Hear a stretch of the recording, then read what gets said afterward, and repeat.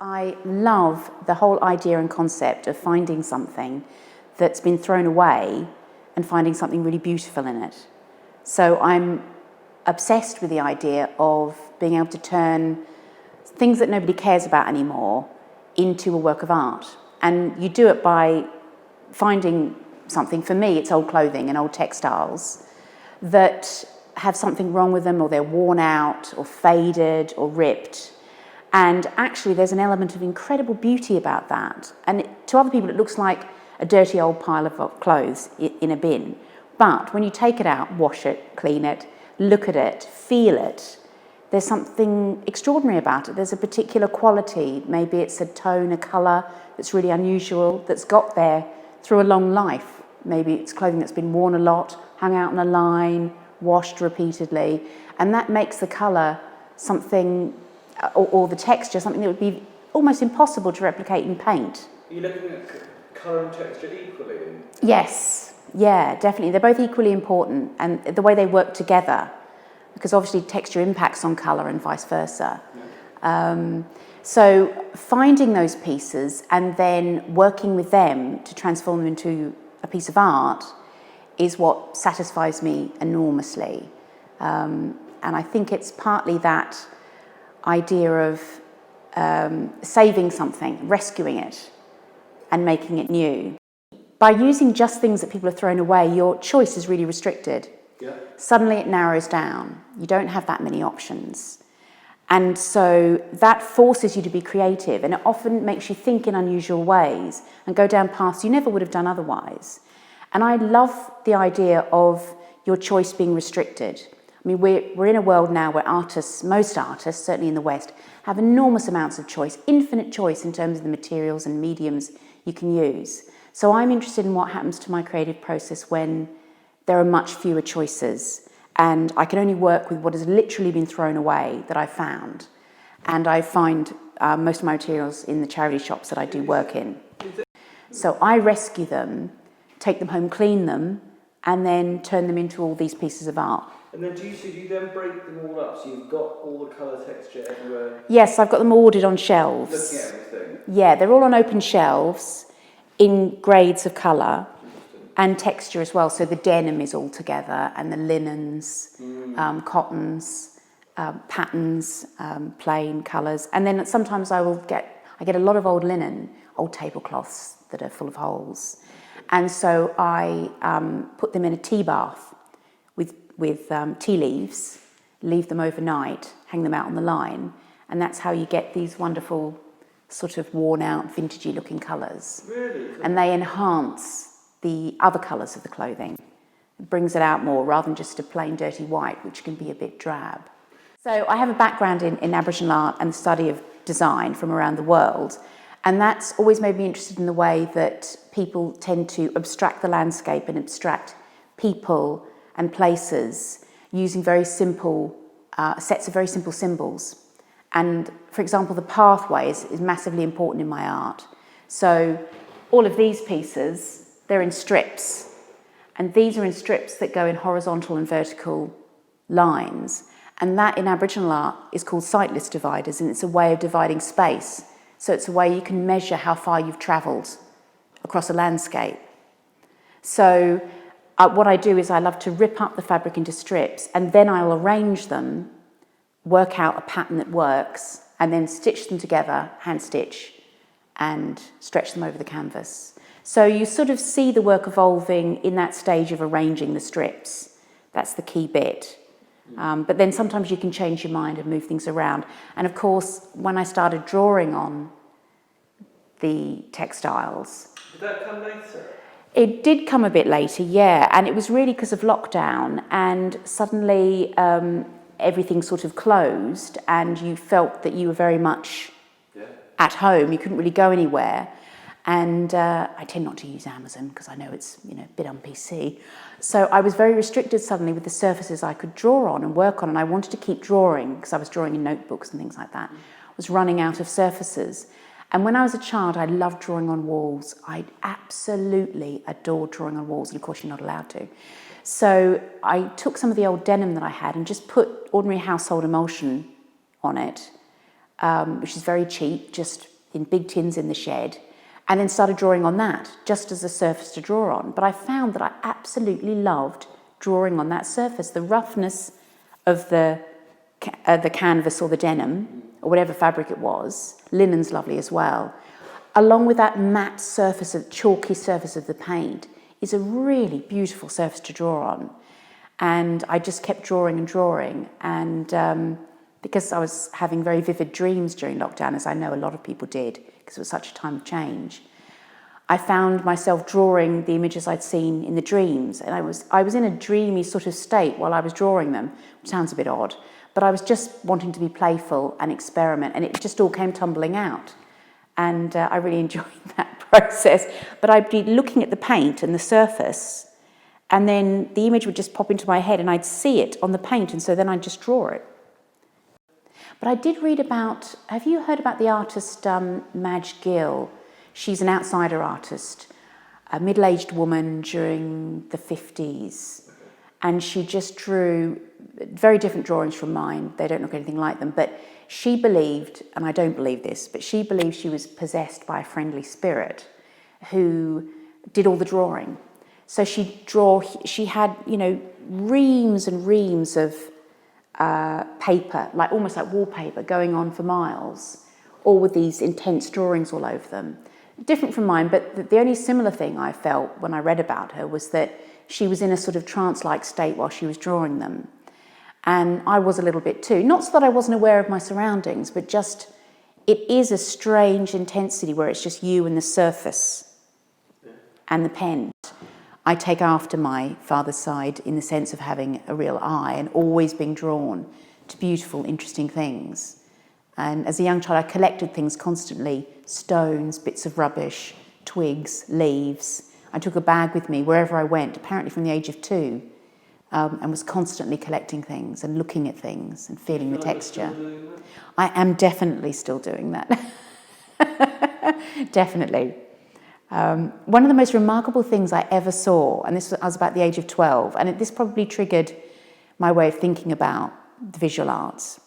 There was an exhibition that I was taken to of an Australian artist, a sculptor, and he seemed to have made these extraordinary cut crystal glass vessels, goblets, vases. They looked as if they were antique, though. They looked as if they were thousands of years old. They'd been in the ground or in the ocean, rolling around on the bottom of the ocean for thousands of years. They had that smoky, worn, exquisite kind of quality, delicate quality.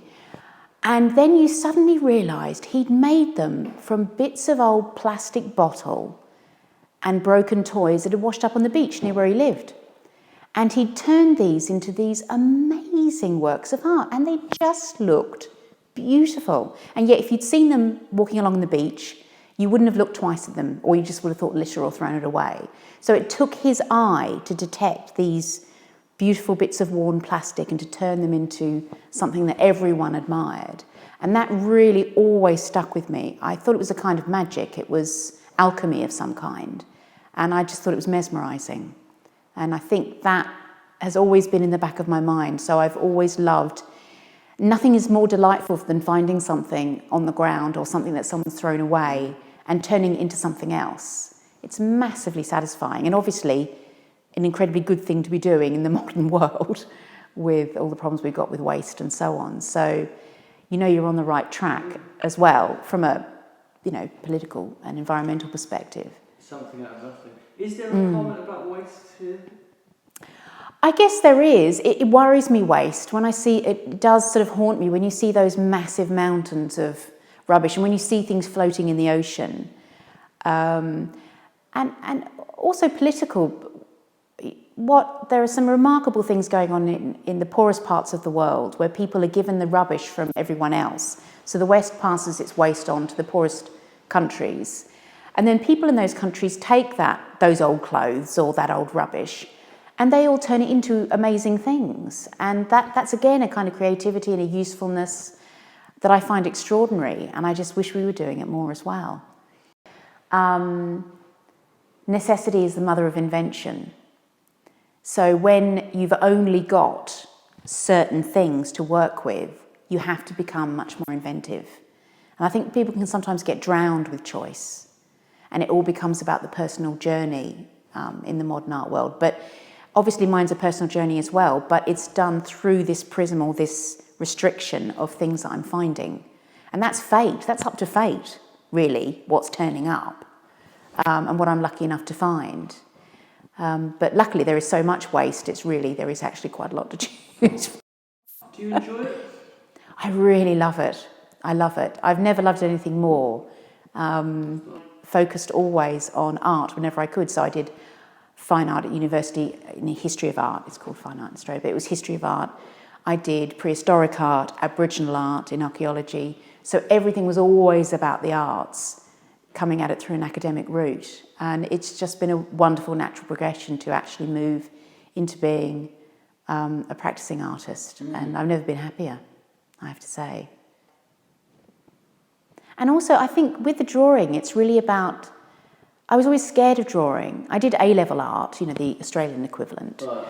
But I was really nervous about drawing. I did a lot of printing instead. And I was very frightened of it because I was surrounded by people who could draw straight away. Some of my best friends at school were those kind of people who were born drawing. And my aunt was a born drawer, and I wasn't like that. And I was so nervous about it, I had sort of brain freeze. And so now I started drawing for the first time, and I realised, oh my God, I can start to draw. I'm allowed to draw. I'm going to draw. And drawing for me is really about finding, it sounds incredibly corny, doesn't it? But really finding who I am. And nothing does that more clearly in a way than drawing something, coming out of you, who you are.